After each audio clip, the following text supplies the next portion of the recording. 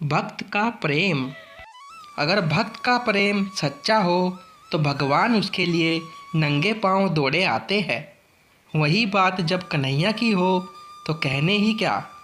अपने भक्तों के लिए वह न जाने कितने रूप धरते हैं और कितनी ही अनगिनत लीलाएं कर चुके हैं, जिनका परिणाम हमारे धार्मिक ग्रंथों में मिलता है।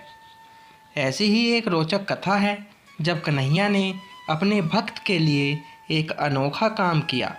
एक बार की बात है, किसी नगर में एक राजा ने एक मंदिर बनवाया जिसमें श्री कृष्ण की एक मूर्ति रखवाई, लेकिन उसकी कभी पूजा नहीं की। पूजा करने के लिए मंदिर में एक पुजारी को रखा गया। पुजारी नियमित कन्हैया जी को नहलाता और बड़ी ही श्रद्धा भाव से उनकी पूजा अर्चना करता। राजा भी रोज कान्हा जी के लिए एक फूलों की माला भेज देता था और जब वह दर्शन करने आता तो पुजारी उस माला को उतारकर राजा को पहना देता। ऐसा करते करते पुजारी की भी उम्र बीत चुकी थी।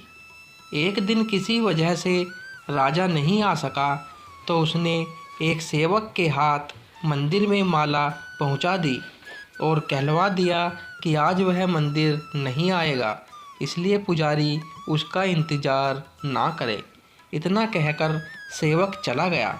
पुजारी ने हमेशा की तरह कन्हैया जी को माला पहना दी, लेकिन जब शाम हुई तो पुजारी यह सोचने लगा माला उतारकर किसे पहनाई जाए। उसने सोचा क्यों न ये माला आज मैं ही पहन लूं। वैसे भी मेरी उम्र हो चली है, जीवन का क्या पता कब ख़त्म हो जाए।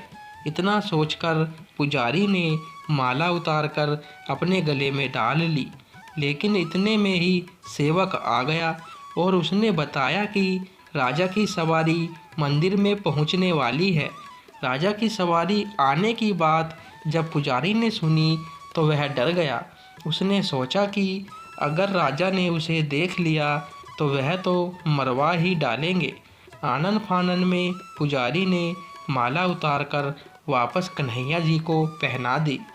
जैसे ही राजा अंदर आया तो हमेशा की तरह पुजारी ने माला कान्हा जी के गले से उतारकर राजा को पहना दी, लेकिन माला पर लगा सफ़ेद बाल देखकर राजा समझ गए कि पुजारी ने यह माला स्वयं ही पहनी थी। बस फिर क्या था। राजा क्रोधित हो उठे और उन्होंने गुस्से में पुजारी से पूछा कि माला पर सफ़ेद बाल कहाँ से आया। तब राजा की बात सुनकर पुजारी डर गया और बोल पड़ा, ये तो कन्हैया जी का है। अब तो राजा और भी क्रोधित हो गए, क्योंकि कान्हा तो भगवान है और उनके बाल सफ़ेद कैसे हो सकते हैं। इसलिए राजा ने फरमान सुना डाला कि कल श्रृंगार के समय राजा खुद आएंगे और देखेंगे सच में ही कान्हा जी का सफ़ेद बाल है या पुजारी झूठ बोल रहा है। उन्होंने कहा कि अगर पुजारी ने झूठ बोला होगा तो उसे फांसी दे दी जाएगी। राजा का फरमान सुनकर पुजारी का बुरा हाल हो गया। उसने सोचा अब क्या करे, कहाँ जाए, अब तो उसका मरना तय है। तब रोते रोते वह भगवान की शरण में पहुंचा और उनसे कहा कि हे केशव, मुझसे झूठ बोलने का अपराध तो हुआ है, लेकिन हो सके तो मुझे क्षमा कर दे और राजा से मेरी रक्षा करे। पुजारी ने कहा कि हे माधव, आपकी सेवा करते करते मैं वृद्ध हो चुका हूँ, अब आप मुझे माफ़ कर दीजिए, ऐसी गलती दोबारा नहीं होगी। यही कहते कहते पुजारी की न जाने कब आंख लग गई और उसकी आंख तब खुली जब सुबह हो चुकी थी। उधर सुबह होते ही राजा भी आ गया और कहने लगा, आज कान्हा जी का श्रृंगार वह खुद करेगा। ऐसा कहकर जैसे ही राजा ने कान्हा जी का मुकुट उतारा तो देखा कि श्री कृष्ण के तो सारे बाल ही सफ़ेद है, लेकिन राजा को फिर भी यकीन नहीं हुआ।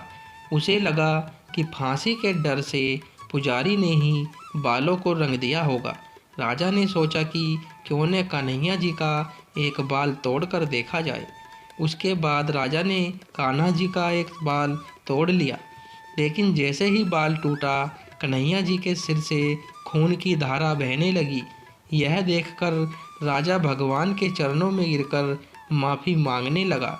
तभी श्री कृष्ण की मूर्ति से आवाज़ आई, हे राजन, तुमने मुझे केवल मूर्ति मात्र ही समझा, इसलिए आज से मैं तुम्हारे लिए केवल मूर्ति मात्र ही रहूँगा। लेकिन पुजारी ने सच्चे मन और पूरी श्रद्धा से मेरी भक्ति की है, इसलिए उसकी अनन्य भक्ति को देखकर मुझे अपने बाल सफ़ेद करने पड़े। कन्हैया जी ने कहा कि भक्ति में कभी संशय नहीं होना चाहिए और सच्चे भक्त की लाज तो मैं कभी जाने ही नहीं देता। जय श्री राधे कृष्णा। दोस्तों, कहानी पसंद आई हो तो वीडियो लाइक करें और अभी तक अगर चैनल सब्सक्राइब नहीं किया है तो प्लीज़ चैनल को सब्सक्राइब करें। धन्यवाद दोस्तों।